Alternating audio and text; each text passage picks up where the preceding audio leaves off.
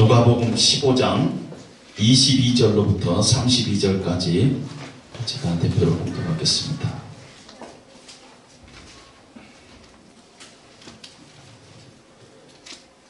누가복음 15장 22절로부터 32절까지 말씀입니다. 아버지는 종들에게 이르되 제일 좋은 옷을 내어다가 입히고 손에 가락지를 끼우고 발에 신을 신기라. 그리고 살진 송아지를 끌어다가 잡으라. 우리가 먹고 즐기자. 이 내 아들은 죽었다가 다시 살아났으며 내가 잃었다가 다시 얻었노라 하니 그들이 즐거워하더라. 맏아들은 밭에 있다가 돌아와 집에 가까이 왔을 때 풍악과 춤추는 소리를 듣고 한 종을 불러 이 무슨 일인가 물은데 대답하되 당신의 동생이 돌아왔음에 당신의 아버지가 건강한 그를 다시 맞아들이게 됨으로 인하여 살찐 송아리들을 잡았나이다 하니 그가 노하여 들어가고자 하지 아니하거늘 아버지가 나와서 권한대 아버지께 대답하여 이르되 내가 여러 해 아버지를 섬겨 명을 어김이 없었거늘 내게는 염소 새끼라도 주어 나와 내 벗으로 즐기게 하신 일이 없더니 아버지의 살림을 장녀들과 함께 삼켜버린 이 아들이 돌아오매 이를 위하여 살찐 송아지를 잡으셨나이다. 아버지가 이르되 예 너는 항상 나와 함께 있으니 내 것이 다 네 것이로되 이 내 동생은 죽었다가 살아났으며 내가 잃었다가 얻었기로 우리가 즐거워하고 기뻐하는 것이 마땅하다 하니라. 아멘. 잠시 기도하겠습니다. 하나님 아버지, 예수님께서 육신으로 이 땅에 사실 때 말씀하시던 그 말씀을 오늘 저희들이 펴니다.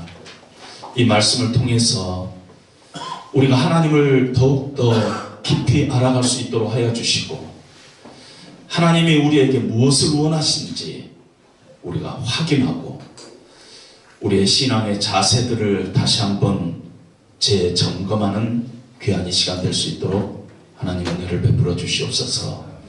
예수님 이름으로 기도합니다. 아멘.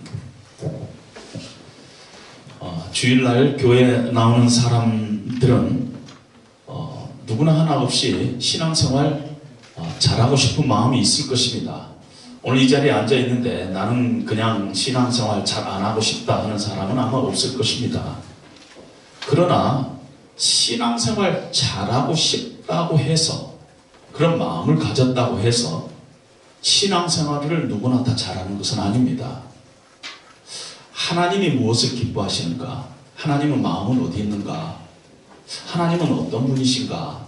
하는 것을 우리가 늘 염두에 두지 않으면 우리도 모르는 사이에 신앙의 정로에서 벗어나서 마음은 열심히 하고 싶은데 신앙생활에 실패하는 경우가 왕왕 우리 가운데 있는 것을 봅니다. 오늘 누가복음 15장은 탕자의 비유라는 것으로 너무너무 우리에게 익숙한 성경의 본문입니다. 특별히 오늘 우리가 읽은 본문의 전반부에는 정말 탕자의 비유라는 얘기가 나오고 있습니다.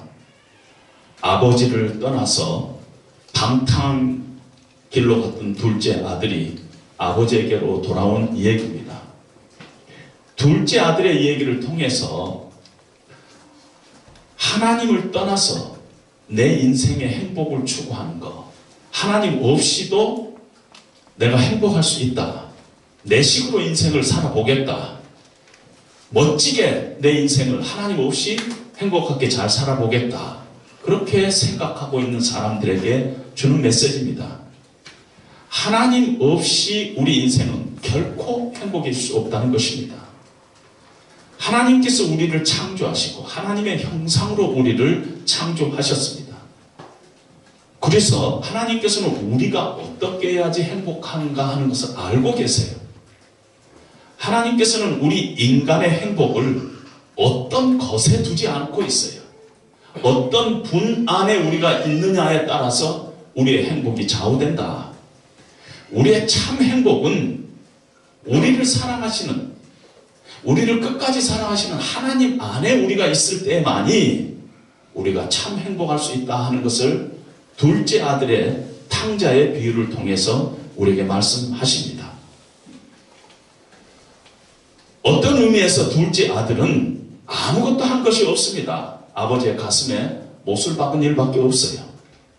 그러나 둘째 아들이 한 것이 있다면은 자기가 서 있는 자리가 잘못되었다는 것을 깨닫고 아버지의 자비를 기대하면서 아버지에게로 돌아온 것뿐입니다.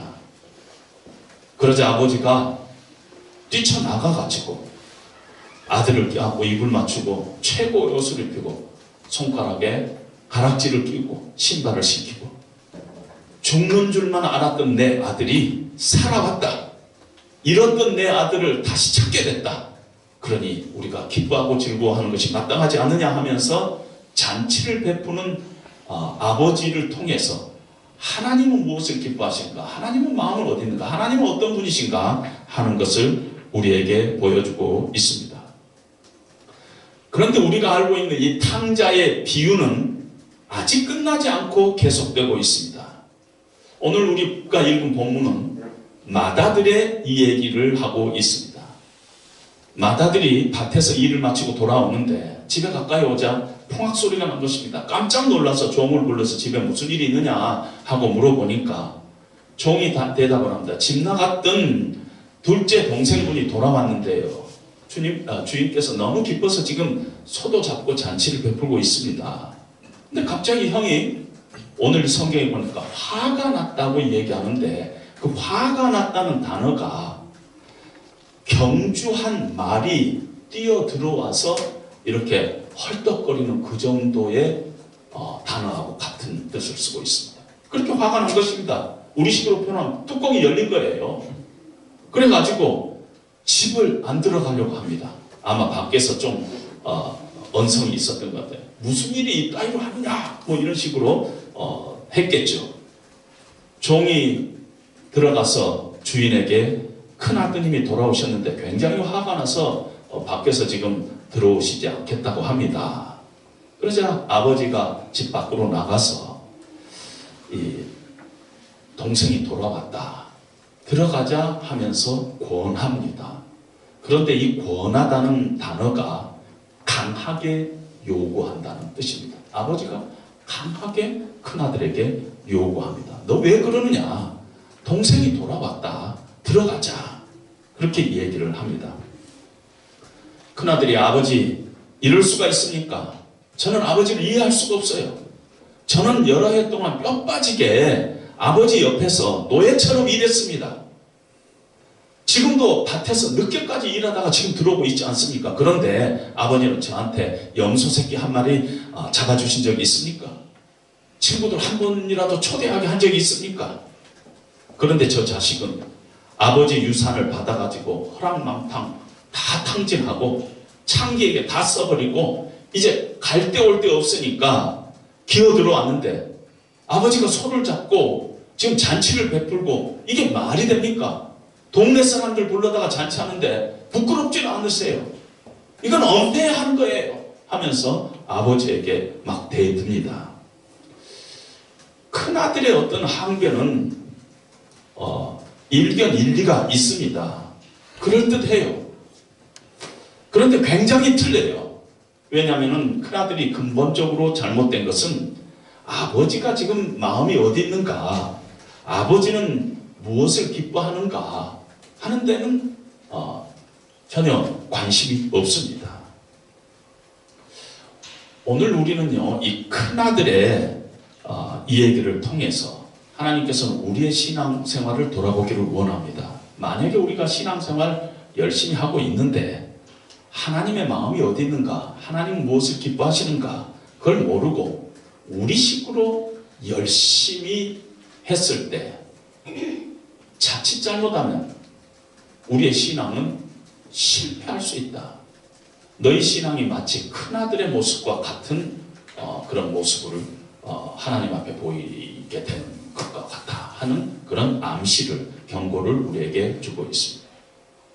큰아들의 문제가 무엇이냐면요, 아버지와 아들 간의 관계를 일로 규정을 하고 있어요. 일로.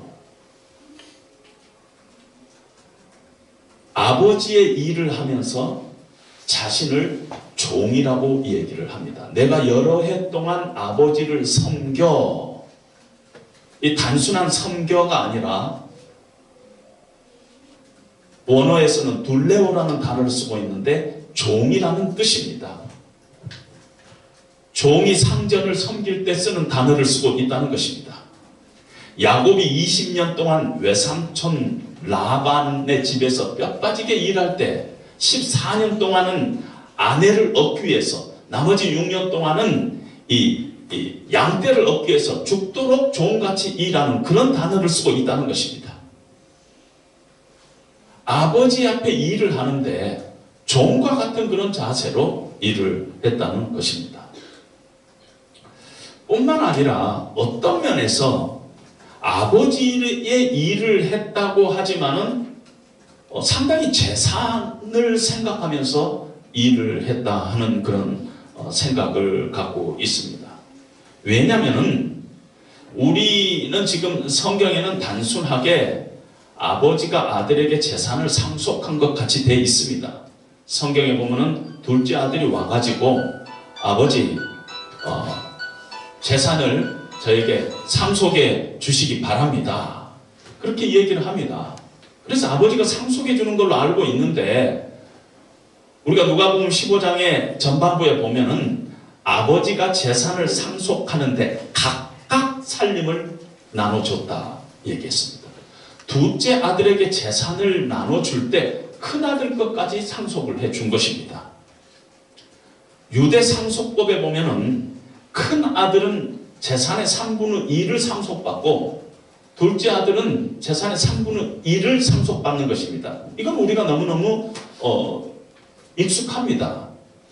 그런데 자세히 그 안에 들어가 보면은 장남에게 상속하는 것과 차남에게 상속하는 것이 달랐습니다. 장남에게 상속하는 것은 상속법에 의해서 상속을 하고, 차남에게 상속하는 것은 증여법에 의해서 증여를 했습니다. 무슨 말씀이냐면은 둘째 아들에게 3분의 1을 재산을 줄 때는 증여해 줬어요. 그래서 둘째 아들은 그것을 가지고 그 자리에서 자기가 캐시아 해가지고 자기 마음대로 쓸 수 있었습니다.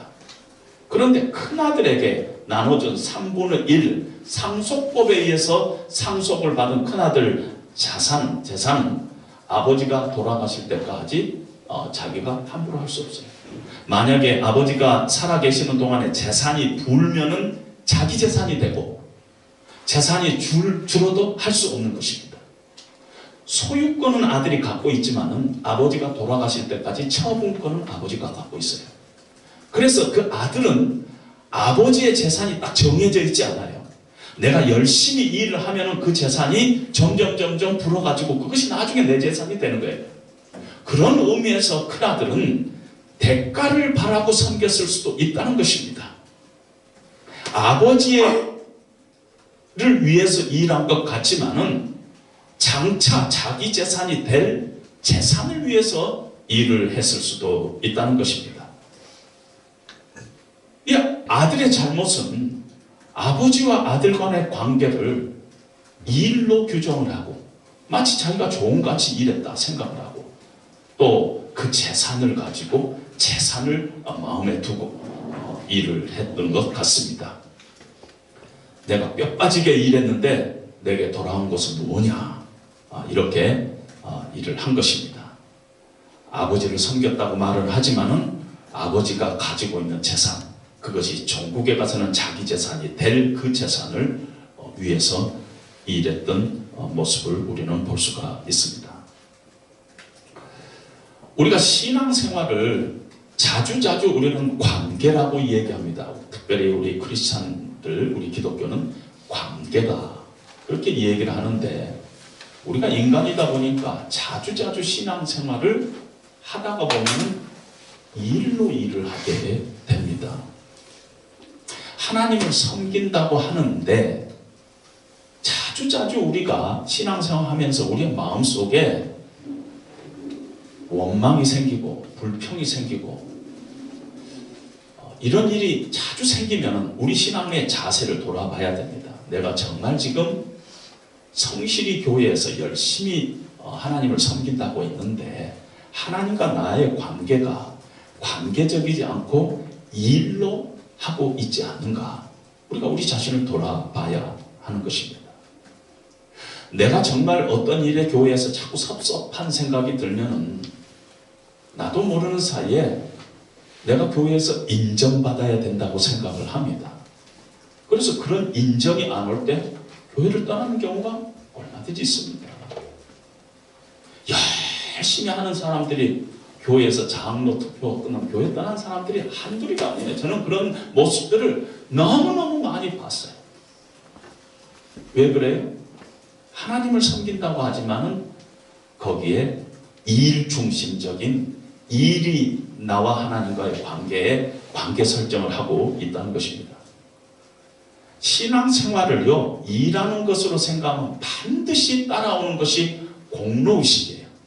내가 이 정도 했는데, 내가 이렇게 했는데, 내가 교회 창립 멤버인데, 이런 일들이 많이 있어요. 세상적으로 보면 교회 안에 창립 멤버가 있을 수 있어요. 주님의 십자가 교회도 창립 멤버가 있을 수 있겠고, 어떤 면에서 여기 앉아있는 여러분들 대부분이 다 창립 멤버일 수도 있어요. 그러나 성경은 먼저 된 자가 나중되고 나중된 자가 먼저 될 것이라고 우리에게 경고를 하고 있습니다. 일 중심으로 일을 하나님과 우리 이 신앙의 기초로 삼으면 반드시 공로의식에 사로잡히고 자기의에 빠지고 결국 교만한 가운데 빠진다는 것입니다.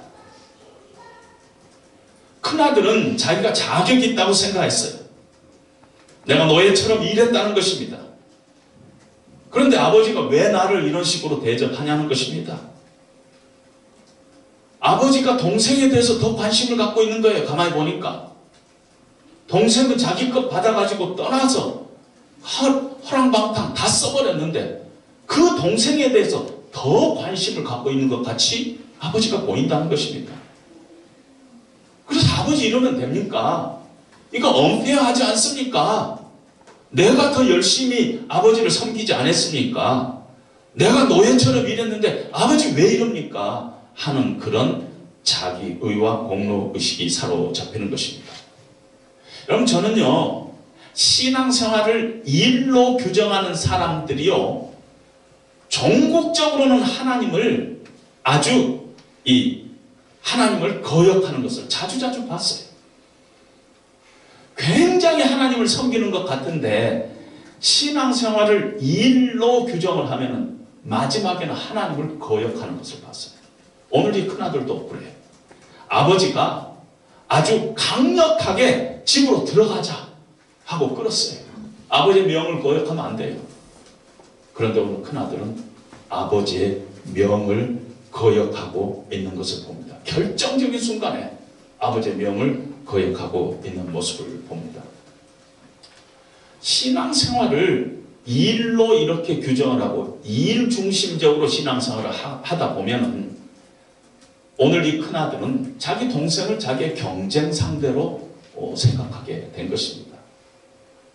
둘째 아들이 돌아왔는데 건강하게 돌아왔어요. 건강하게 돌아온 게 더 큰 문제예요. 아버지가 혹시 남은 이 재산 3분의 2 내 건데 이 중에 얼마를 또 둘째 아들에게 상속할 것 같은 그런 불안감이 든 것입니다. 그래서 아버지에게 대듭니다. 아버지의 살림을 창녀와 함께 말아먹은 이 아들, 영어로 보니까 this son of your son, 당신의 아들이라는 것이에요. 아버지는 your brother, 네 동생이다 그러는데 이 큰아들은 this son of your son, 아버지의 아들이지 내 동생이 아니라는 것입니다. 나는 동생으로 생각하지 않는다는 것입니다. 아버지가 왜 이 동생을 받아들이는지를 모르지만은 아버지 아들이지 내 동생이 아니라는 것이에요. 여러분, 우리의 신앙생활에 위기가 언제 찾아오냐면요, 내가 지금 위기 가운데 있다 언제 알 수 있느냐면은 관계 문제가 있을 때 내 신앙생활을 지금 잘못하고 있다고 생각하면 됩니다. 언제? 내 동생이 아니라 당신의 아들이라고 생각할 때. 성경은 우리 공동체를 하나님의 권속이라고 그랬어요. 하우스홀드, 가족이라고 그랬어요. 우리들을 다 이 형제와 자매, brothers and sisters, 이렇게 성경은 얘기를 하고 있습니다. 그런데 내 동생이 아니라고 생각할 때, 그래서 다른 사람이라고 생각할 때, 그래서 다투고 경쟁하고 질투하고 갈등할 때, 적이라고 생각할 때, 경쟁자라고 생각할 때, 그럴 때 우리의 신앙생활이 지금 잘못되고 있다는 것입니다. 그러니까 큰 아들처럼 동생에 대해서 원색적인 비난을 퍼붓고 있는 경우들을 우리는 교회 안에서 너무 많이 봅니다. 창녀와 함께 재산을 삼켜버린 당신의 아들. 여러분, 지금 동생은요, 아버지로부터 합법적으로 자기의 포션 3분의 1을 상속을 받았습니다. 그걸 어디 허랑방탕하게 써버렸다 하더라도 자기 것 낭비해버린 거예요. 형 거 아니에요. 동생 것이에요. 동생의 유산이에요. 뭐 그렇게 원색적으로 비난해야 될 이유가 없는 것입니다. 창기에게 다 말아먹었다 하지만 성경 어느 곳에도 그러한 뉘앙스가 없어요. 어떤 면에서 큰 아들의 자기 생각인가도 모르겠어요. 좀 과장된 생각인가도 모르겠어요. 자기 판단인가도 모르겠어요. 뿐만 아니라 자기 의에 사로잡혀서 동생을 정죄하고 고발하고 있는 것입니다. 동생이 지금 돌아왔다. 아버지가 그렇게 기다리던 동생이 돌아왔다는 데는 관심이 없고 동생의 죄에 집중하고 동생의 잘못에 집중하고 있는 형의 모습이 우리들 가운데 신앙 공동체 안에서도 얼마나 우리가 자주자주 발견한가 모른다는 것입니다. 우리가 이미 하나님과의 관계에서 뭔가 비틀어져 있다는 것을 얘기하고 있습니다. 어떤 의미에서 큰아들은요, 성실해요.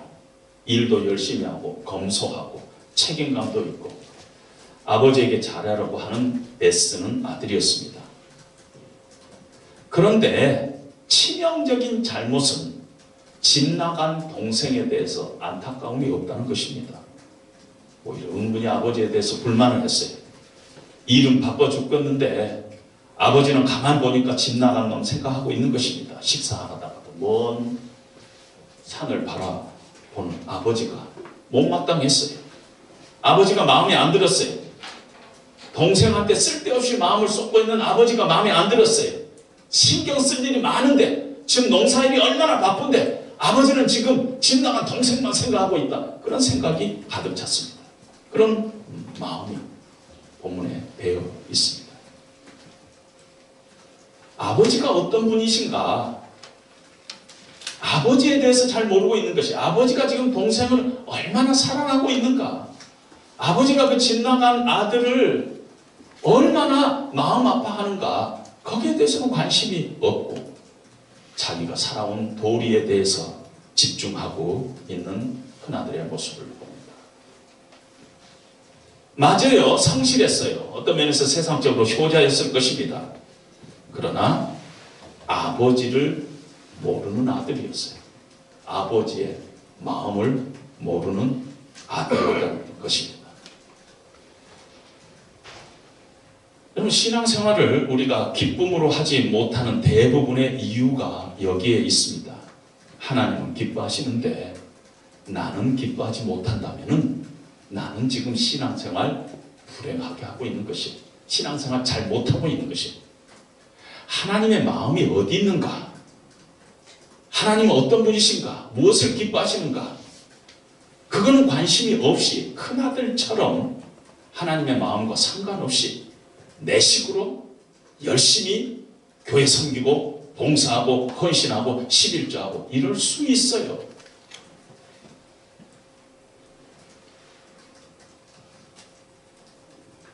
그런데 하나님과 진정한 펠로십이 생기지 않는다는 것입니다. 하나님 안에 숨어 있는 정말 평강과 기쁨과 자유함, 그 잔치에 우리는 참여할 수 없다는 것입니다. 큰아들처럼요, 집 안에 있으면서 실제적으로 집 밖에 있을 수 있다는 것입니다. 영적으로 인사이드에 있는 것 같지만은 실제적으로는 아웃사이드에 얼마든지 우리가 있을 수 있다는 것입니다. 자기 스스로 집 밖에 있는 거예요. 스스로 자기 위치를 집 밖에 있으면서 안 들어올라 그러면서 그런 큰 아들의 모습을 봅니다. 아버지와 같이 살면서 아버지가 아니고, 동생이 있으면서 동생이 아니고, 모든 것을 누릴 수 있는 자리에 있으면서도 하나도 누리지 못하고 마음속에 감옥을 만들고 원망을 만들고 분노를 만들고 섭섭함을 만들고 상처를 만들고 불행하게 비극적으로 우리가 신앙생활을 얼마든지 큰아들처럼 할 수가 있다는 것입니다. 오늘 본문은요, 결론이 없습니다. 큰아들이 집으로 들어갔는지 결론이 없어요. 아버지의 모습도 오늘 본문에서 사라져 버립니다. 그런데 오늘 이 본문이 읽기 가장 첫 번째 누가복음 15장 1절에는 모든 세리와 죄인들이 말씀을 들으러 가까이 나아오니 바리새인과 서기관들이 수군거려 이르되 이 사람이 죄인을 영접하고 음식을 같이 먹는다 하더라. 예수께서 그들에게 비유로 이르시되 하면서 이 탕자의 비유를 얘기를 합니다. 바리새인들과 서기관들이 예수님을 훌륭한 분으로 인정을 했어요. 근데 예수님께서 죄인들과 함께 식사하고 있는 그것이 못마땅했어요. 마음속에 비판의 생각이 들었어요. 그런 바리새인들과 세리들에게 하나님께서는 지금 비유로 말씀을 하고 있다는 것입니다. 신앙생활 잘하고 있다고 생각하는 바리새인들과 세리들, 그들에게 너희가 혹시 지금 마음이 마다들과 같은 그런 상태에 있다면은 그래서는 안 된다 하는 것을 우리에게 얘기합니다. 그럼 놀랍게도요, 신앙생활은 자칫 잘못하면 우리가 바리새인들처럼 마다들처럼 큰아들처럼 그런 식으로 신앙생활 할 위험이 여기저기에 있습니다. 기독교 가정에서 성장했고 모태신앙이고 교회에 대해서 익숙하고 또 상당히 건전하게 살아가는 도덕적인 사람, 점잖고 적당히 성경도 알고 보수적이고 경건한 채 그렇게 살아가는 사람. 그러나 교회 일에 여기저기 인발부해서 열심히 하지만 그의 마음은 자주자주 비수를 품고 있는 사람. 이런 사람들이 한국 교회에 너무 많이 있다는 것은 참으로 불행한 일이라는 것입니다. 요즘 사람들 중에서 나는 크리스찬들 중에서 나는 기독교인이 참 싫다 하면서 교회를 떠나는 사람들이 참 많지 않아요? 기독교인이 싫어서 떠나는 기독교인들이 있어요. 그것이 지금 한국교회의 모습인 것입니다. 그럼 가만히 생각해 보세요. 한국교회를 지금 망가뜨리고 있는 사람들이 큰아들인가 둘째 아들인가? 누가 망가뜨리고 있습니까? 한국교회. 누가? 누가 망가뜨리고 있습니까? 제 1번은 목사들이 망가뜨리고 있잖아요. 제 2번은 장로들이 망가뜨리고 있잖아요.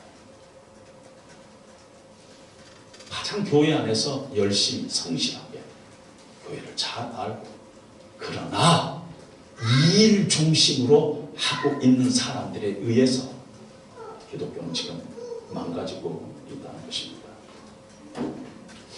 여러분, 기독교는요, 하나님을 섬기는 것입니다. 신을 섬기는 거예요. 우리끼리 모여가지고 인생을 의미 있게 살아가기 위한 어떤 모임으로 우리가 모이는 것이 아니에요. 하나님을 섬기고 있어요.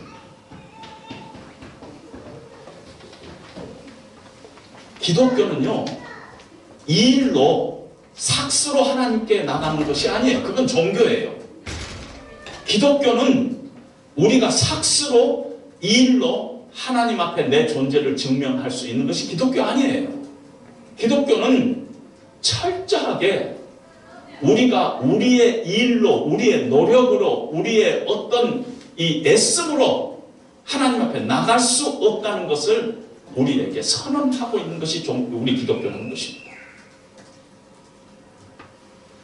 하나님은요, 우리가 섬기는 하나님은 완전하신 하나님이에요. all sufficient한 하나님이라고 해요. 하나도 부족함이 없는 분이에요. 우리의 어떤 노력과 우리의 애씀과 우리의 섬김과 우리의 희생과 우리의 헌신을 하나님께서 필요해서, 그래서 그것이 있어야지 하나님이 도움이 되는 그런 하나님이 아니에요. 완전하신 하나님이세요. 우리의 어떤 대가, 우리의 노력이 하나도 사실은 필요 없는 분이에요. 우리는 자주자주 교회에서 봉사를 하면서 하나님의 영광을 위해서 하지만 하나님은 완전한 영광 가운데 계신 분이에요. He is in full of His glory. 하나님 영광 가운데 있는 분이에요. 우리가 하나님한테 무엇을 영광을 드려야만이 하나님의 영광이 좀 채워져 가지고 하나님이 좀 더 완전해지신 그런 분이 아니라는 것입니다.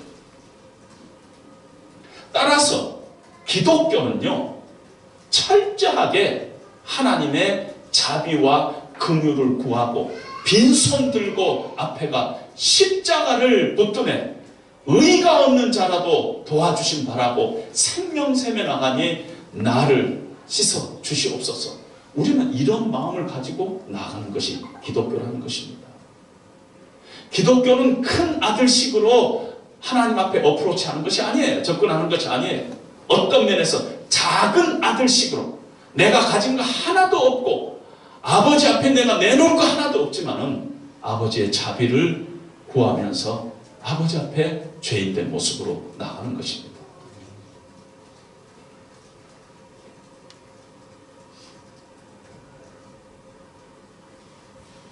큰 아들이 집 밖에 있는 이유는요, 어떤 의미에서 나쁜 행실 때문이 아니라 좋은 행실 때문에 집 밖에 있습니다. 큰 아들이 집 밖에 있는 것은 죄 때문이 아니라 의 때문인가도 모르겠어요. 규칙을 어기고 법을 어기고 그래서 집 밖에 있는 것이 아니라 규칙을 잘 지키고 그래서 있는가도 모르겠어요. 여러분, 우리가 쌓아온 착한 행실에도 불구하고 그것 때문에 우리는 잃어버린 자가 될 수 있다는 것입니다. 언제 우리가 잃어버린 자가 되느냐면은 우리를 구원할 수 없는 착한 행실을 붙잡고 하나님 앞에 나갈 때, 우리의 죄 때문에 우리가 구원을 잃어버리는 것이 아니에요. 우리를 구원할 수 없는 착한 행실을 붙잡고 하나님 앞에 자꾸 나가려고 할 때 결코 우리에게 구원이 없습니다. 복음은요, 종국적으로는 도덕적이에요. 윤리적이에요. 그러나 복음 자체가 도덕은 아닙니다. 우리가 하나님의 그 은혜와 은총에 감격해서 우리도 모르는 사이에 하나님이 기뻐하시는 일을 하다 보니까 그런 것들이 나타나는 것이 세상의 봉사로 나타나고 구제로 나타나고 세상의 빛으로 나타나고 하는 것이지, 그것 붙잡고 하나님 앞에 우리가 나가는 것이 아니라는 것입니다. 하나님께 더 좀 가까이 나가고 싶고 하나님께 더 사랑을 하고 싶고 하나님의 은혜에 감동을 하니까 내가 뭔가를 하고 싶어졌어요. 그래서 하는 것입니다. 여러분, 한 며칠 전에 남과 북이 이렇게 정상이 이렇게 손을 잡고 우리가 남북 통일의 어떤 한 걸음을 이렇게 첫 삽을 뜬 것 같아요. 여러분, 근데 참 놀라운 것은요, 북한 사람들이 어떤 생각을 갖고 있느냐입니다. 제가 만난 수많은 북한 사람들이 어떤 생각을 하고 있느냐면 어려움 가운데서 우리 북조선을 도와주고 있는 사람은 다 크리스찬이다 이렇게 생각하고 있습니다. 여러분 그게 이제 우리가 통일이 되면 얼마나 큰 힘이 되나 모릅니다. 제가 알고 있는 한 선교사님은 북한에서 18년째 일을 하고 있어요. 그런데 그분의 이름을 구글에서 치면은 한 센텐스, 한 이름도 안 나옵니다. 여러분 18년 동안 북한에서 큰 일을 하고 있는데 자랑하고 싶은 생각이 왜 없겠어요? 북한에 대해서 얘기하고 싶은 마음이 왜 없겠어요? 그런데 철저하게 하나님만 바라보면서 최선을 다해서 북조선을 돕고 있는 수많은 크리스찬들에 의해 가지고 북한 사람들은 우리를 돕고 있는 것은 다 크리스찬이다 이렇게 생각하고 있습니다. 그것이 얼마나 큰 힘이 될까? 저는 만약에 우리나라가 이렇게 통일될 때 정말 그것이 북한의 기독교가 세워지는데 큰 역할을 할 것이다 하는 그런 생각을 하게 됩니다. 여러분 구원은요 인간의 자격에 근거하지 않습니다. 하나님의 자비에 근거합니다. 그 자비를 믿고 나오는 사람들에게 하나님이 주시는 은혜요 선물이 구원인 것입니다. 구원뿐만 아니라 우리의 전 신앙이 하나님께서 우리에게 원하시는 것은 하나님의 마음이 어디 있는가, 하나님 기뻐하시는 것이 뭔가, 거기에 우리 마음을 쏟으라는 것이. 그래서 하나님의 일은 하나님과 그의 보내신 자 예수 그리스도를 믿는 것이다. 성경이 그렇게 얘기하는 이유가 있어요. 예수님 잘 믿는 거, 그것이 하나님의 일이라는 것이에요. 잘 믿으면은 반드시 하나님의 마음이 어디 있는가 그걸 고민하고 그것 따라서 행동하고 그것 따라서 순종하다 보면은 반드시 그 안에 기쁨과 감격과 행복이 있고 그것이 힘이 돼가지고 저 북한까지 가서 18년 동안 북한에서 사역하면서도 그 어려운 가운데서 사역하면서도 한마디 자기 자랑하지 않고 하는 그런 선교사의 사역을 만들어내는 것입니다.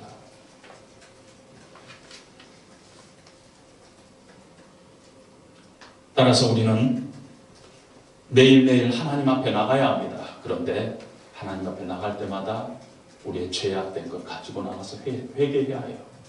그런데 또 하나가 있어요. 우리가 하나님 앞에 나가서 회개해야 할 것이 또 하나가 있어요. 하나님 앞에 우리의 허물과 우리의 죄악을 회개해야 되지만 또 하나, 하나님 앞에 우리의 잘난 것 회개해야 돼요. 내가 생각하기에 내가 이거 참 잘났다 생각하는 게 있을 거 아니에요. 난 남보다 똑똑하다. 난 남보다 머리가 잘 돈다. 이런 것 가지고 여러분 회개합니다. 왜냐하면 그것 때문에 교회에서는 자주 우리가 선을 긋고 신앙생활을 하고 있기 때문인 것입니다. 저 친구하고는 이 얘기가 안 통해. 저 친구는 머리가 잘 안 돌아.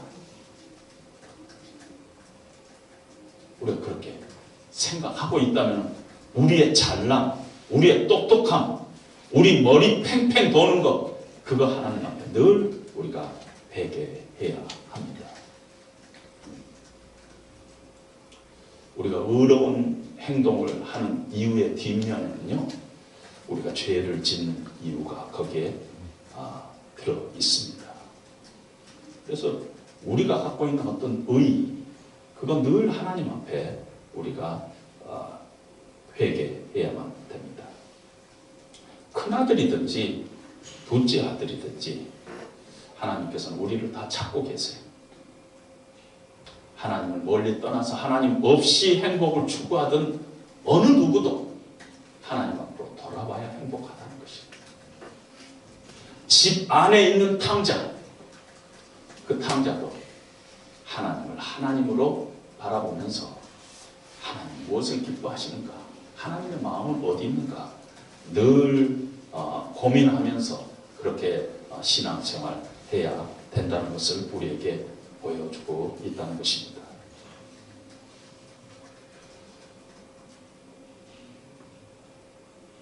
성경은 누가복음 15장은 여기서 끝났지만은 우리에게 질문을 하고 있습니다. 우리의 진정한 큰 형은 누구일까? 예수님이 바로 우리의 진정한 큰 형이다. 하나님이 기뻐하시는 그 마음을 아시고 다시 우리를 하나님의 자녀로 만들기 위해서 종의 몸을 입고 죄인의 옷을 입고 우리 가운데 오신 예수님, 그분이 바로 우리의 진정한 큰 형이다. 예수님께서는 아버지 집으로 돌아오는 우리를 환영하는 정도가 아니라 우리를 찾기 위해서 돼지 우리까지 가가지고 우리의 손을 붙잡고 야, 아버지가 기다리고 있다, 가자 하면서 우리를 끌고 가시는 분이 바로 큰 형, 바로 예수님 것입니다. 그것뿐만 아니라 스스로 자기의 살과 피로 친히 성찬의 식탁을 베풀고 우리를 다시 하나님의 자녀로 회복시키는 분이 바로 큰 형 예수님이라는 것입니다. 늘 그 마음을 가지고 우리가 신앙생활 할 때 하나님께서는 우리 공동체 안에 정말 우리가 한 권속, 한 피바다, 한 몸 이름, 형제예요, 자매예요. 이것이 우리 안에서 숨쉬고 그것이 살아 움직일 때 하나님께서는 우리 교회를 반드시 복줄 것입니다. 그러나 우리 교회의 위기가 언제 나타나느냐? 이 안에 큰 아들이 점점 많아질 때, 큰 아들이 점점 많아져. 교회는 잘 돌아가고 있는가 모르지만은 큰 아들의 마음을 가진 사람들이 늘 우리 가운데 이렇게 많아질 때 교회는 경직되고 하나님의 마음은 이들 가운데서 벌어질 것입니다. 늘 우리가 경고를 삼으면서 우리의 남은 신앙생활을 하시기를 주님의 이름으로 부탁드립니다. 다 같이 우리 찬송가